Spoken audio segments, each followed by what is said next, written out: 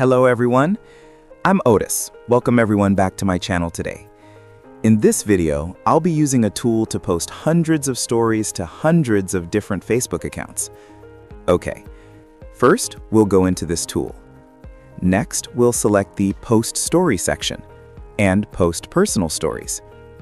Then we'll choose the accounts where we want to post stories. On this side, we'll set up the time from 30 to 40 seconds for posting one story. Next is the error retry up to 4 times, and we'll select the content that we've already entered here.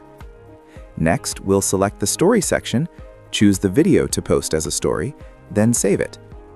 Next, we'll allow duplicate posts on these accounts, and we'll post personal posts in public mode. And each account will post one story. Next, after you've saved everything, you just need to click Start. And like that, all accounts will post to hundreds of Facebook accounts at the same time, with that same story. So if you find this helpful, don't forget to give me a like, a comment, and a share. And don't forget, if you want to get this tool, message me via Telegram or WhatsApp.